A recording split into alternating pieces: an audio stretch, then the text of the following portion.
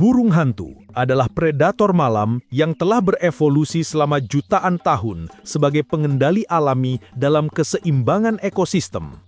Mereka termasuk dalam ordo Strigiformes yang dibagi menjadi dua famili besar, Strigidae, mayoritas spesies burung hantu dunia, dan Tytonidae, termasuk burung serak bermuka jantung seperti Tyto alba. Persebarannya luas, menghuni hampir semua jenis habitat di berbagai belahan dunia, dari hutan hujan tropis, gurun semi-arid, padang rumput agrikultur, hingga pusat kota modern. Ciri khas utama mereka adalah kemampuan berburu senyap, penglihatan malam yang luar biasa, sistem pendengaran 3 dimensi yang presisi, serta adaptasi ekologis yang sangat fleksibel terhadap perubahan lingkungan. Anatomi burung hantu adalah contoh evolusi tingkat tinggi. Mata mereka menghadap ke depan, tidak seperti burung kebanyakan yang berada di samping. Penglihatan binokular ini memberikan kedalaman jarak yang presisi dalam kegerapan. Mata mereka tidak bisa digerakkan ke kiri kanan, sehingga kepala mampu berputar hingga sekitar 270 derajat tanpa merusak pembuluh darah. Retina matanya kaya akan sel batang yang peka terhadap cahaya rendah, memungkinkan mereka melihat dalam gelap jauh melampaui kemampuan manusia atau sebagian besar mamalia. Kemampuan mereka tidak hanya bergantung pada penglihatan. Burung hantu memiliki sistem pendengaran kompleks. Telinga mereka tidak simetris, satu lebih tinggi atau lebih maju dari yang lain, menciptakan sistem triangulasi suara 3 dimensi. Pada spesies bermuka jantung, seluruh struktur wajah bekerja sebagai parabola akustik yang mengarahkan suara mangsa langsung ke kanal telinga. Mereka mampu mendengar gerakan tikus yang berlari di bawah dedaunan tebal tanpa melihatnya sama sekali. Dan yang membuat mereka tak tertandingi adalah kemampuan terbang tanpa suara. Bulu pada sayapnya memiliki struktur bergerigi halus atau serration yang memecah turbulensi udara sebelum menghasilkan suara.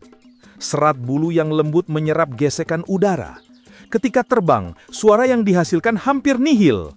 Mangsa tidak menyadari kedatangannya bahkan sepersekian detik sebelum diterkam. Sebagai predator, strategi mereka bukan kecepatan, melainkan kalkulasi dan kesempurnaan serangan. Burung hantu adalah pemburu penyergap. Mereka menghabiskan waktu bertengger dalam keheningan, mengamati suara terkecil dari bawah, lalu menyerang dalam satu gerakan eksplosif yang sangat presisi. Mereka jarang berburu berulang kali. Berburu untuk menang dalam satu kali serangan. Energi dijaga, efisiensi dimaksimalkan. Banyak burung hantu adalah nokturnal, aktif di malam hari. Namun ada juga yang krepuskular atau aktif di senja atau fajar, terutama di habitat terbuka atau wilayah subtropis yang memiliki tekanan kompetisi berbeda.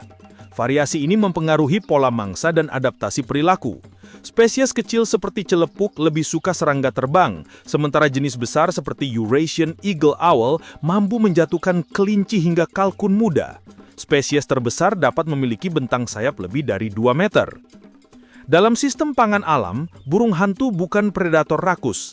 Mereka tidak membantai tanpa kendali, menyeimbangkan populasi mangsa. Bila populasi tikus menurun, intensitas berburu menurun. Ini mencegah kerusakan populasi mangsa dan menjaga ekosistem stabil. Peran ekologis mereka menjadi krusial dalam dunia pertanian. Tyto alba kerap mengendalikan hama tikus sawah. Seekor Tyto dewasa mampu memakan 3 hingga 5 ekor tikus per malam, lebih dari 1.000 ekor dalam setahun. Program pemasangan rumah burung hantu di persawahan membuktikan penurunan kerusakan panen signifikan, tanpa pestisida, tanpa pencemaran tanah, tanpa meracuni ekosistem air. Namun, burung hantu bukan hewan rumahan. Mereka bukan peliharaan, membutuhkan wilayah teritori luas, aktif penuh pada malam hari, pakan hidup dan rentan stres bila dipelihara secara salah. Banyak spesies bahkan dilindungi hukum. Perdagangan ilegal bisa dikenakan hukuman berat. Burung hantu yang dipelihara manusia akan mati perlahan karena malnutrisi atau gangguan perilaku. Burung hantu menunjukkan kecerdasan ekologis. Mereka membaca pola lingkungan, memahami siklus makan mangsa, arah windang, frekuensi suara pergerakan, bahkan mengingat titik strategis di teritori mereka. Beberapa spesies menyesuaikan waktu berburu berdasarkan aktivitas manusia, menunda berburu bila area terganggu. Spesies serak seperti Taito alba memilih lahan pertanian karena dominasi tikus sawah. Mereka tidak membangun sarang sendiri, memanfaatkan lobang pohon tua, sudut kandang, atap lumbung, atau kotak sarang konservasi. Di Jawa dan Sumatera, pemasangan rumah burung hantu menjadi strategi pertanian berkelanjutan paling berhasil. Mereka bekerja gratis, efisien, dan tanpa efek samping, berbeda total dengan pestisida kimia.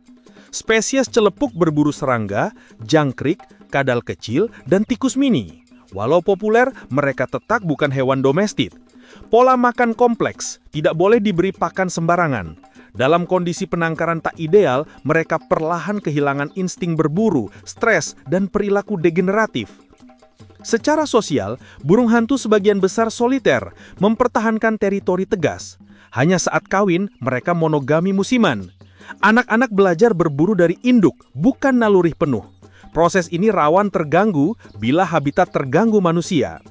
Penelitian modern menunjukkan burung hantu vital dalam menstabilkan kompleksitas ekosistem mikro, mencegah ledakan populasi serangga perusak hasil panen, wabah zoonosis dari rodensia.